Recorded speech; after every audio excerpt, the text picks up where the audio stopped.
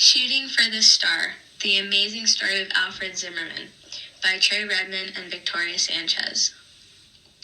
Not everyone dreams of being in the military, but some know they have to serve. Sometimes facing responsibility will be hard. However, many do so at a young age. Playing Army as a child, Alfred Zimmerman knew he had a responsibility to his country, and when it was time, he joined the service. He had to leave everything behind to fulfill his duty to his country. Born on May 25, 1954, in Lebanon, Pennsylvania, to Aaron Weiler Zimmerman and Patricia Ann Moe Steller, he grew up on a farm with his siblings Sue, Aaron Jr., and Julie. He had to quit school to help his family on the farm in 10th grade. Nonetheless, Zimmerman would later go on to get his GED while he was in Hawaii during his time in the service. Before going into the service, Zimmerman also had another job. This was a part-time job, working at night at the Burnville wire factory. He didn't have enough time to work during the day because of his work on his parents' farm. Understanding his responsibility, Zimmerman felt obligated to join the military. However, when he went to the recruiting offices, he was only 16 years of age.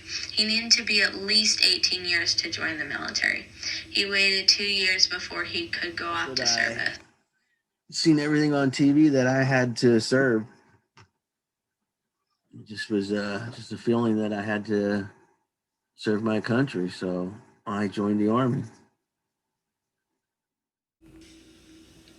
Leaving his family behind in August 1972, Zimmerman would go on to join the Army and complete basic training at Fort Dix in New Jersey. Originally wanting to be an airborne trooper for the Vietnam War, Zimmerman would train as an infantryman. After Zimmerman completed his training, he would then be deployed as a 25th Infantry soldier to Schofield Base in Hawaii on the island of Oahu. During his service, he would train as a gunner on the 90mm gun, and he and his partner would regularly win their company competitions for the 90mm gun. Competition. Like every squad or every company or every squad would have a weapons squad, and they'd have a 90 gunner. And they'd bring all the 90 gunners out on the range, and they were like competition, compete to see who was the best shot and stuff like that. During his time on the Schofield Base in Hawaii, he spent some time training and preparing for the jungles of Vietnam. The jungle training was pretty rough. That's what all we did, jungle train in Hawaii, the East Range and the Kahuku Mountains. Though lots of days were spent training, Zimmerman still had time to relax. He would spend this time with his other military friends. I was in Hawaii for a while. 3 of us rented a shack out on the beach in Haleiwa, and you go out the back door and the ocean was right there. We used to do a lot of body surfing and snorkeling and a little bit of board surfing. Mostly snorkeling. We did a lot of that.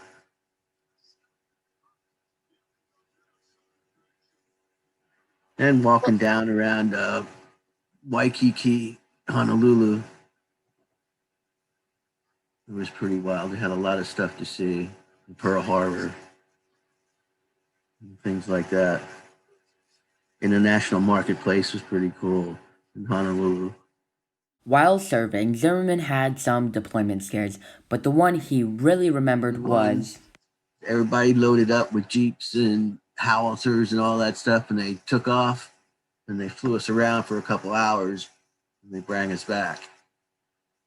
There's a lot of guys that are trying to run away. Some were crying. Scared the shit out of you. So they thought for sure we were going. And it was just a training mission. To see how good you were and how quick you could get your stuff ready and get on board and get out of there. I think that was the scariest part. Zimmerman and his friends would keep the house up until the weeks before their service ended. lot of us were getting out around that time, so we had gave up the rent on the house and we moved back to the barracks. We had all our stuff packed, and you just sort of doing your regular stuff that you do during the day. You know, you still train and stuff up to the last day. On the last day of service, Zimmerman packed his things and got ready to go home and see his family. But we went down to the captain, and he gave us our orders, and you got in a cab and went to the airport and went home or wherever you going, whatever you were going to do. Some guys stayed there. And the rest of you got on the plane and you went to wherever you're going. Most of us off. Everybody flew back to San Francisco. Then you went to wherever. Returning had some difficulties on Zimmerman, but he did not let that hold him down too much. Happy to see me. Some of my friends were, and some of them weren't. Some were, they call you names, Baby Killer, and GI Joe, stuff like that. But most of them were all right.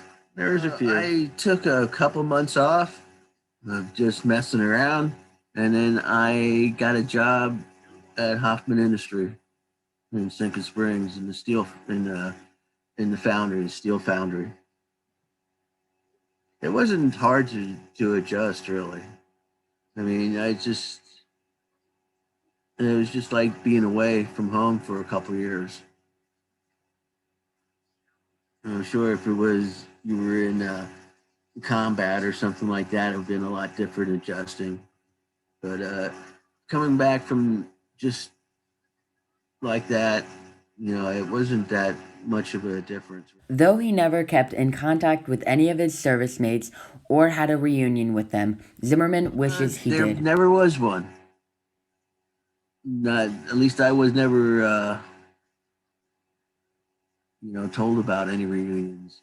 I mean, we never made any plans, and I don't think there was ever one that I know of. Yeah, it'd be pretty cool to see some of those guys again. There's a few of them. Like Sergeant Brooks.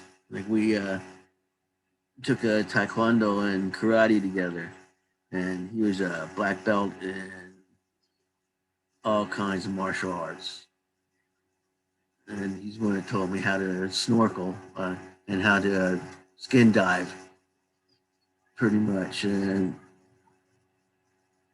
it would be nice to see him again. Lastly, we would just like to thank Mr. Zimmerman for his service and giving us his time to tell his amazing stories and letting us interview him.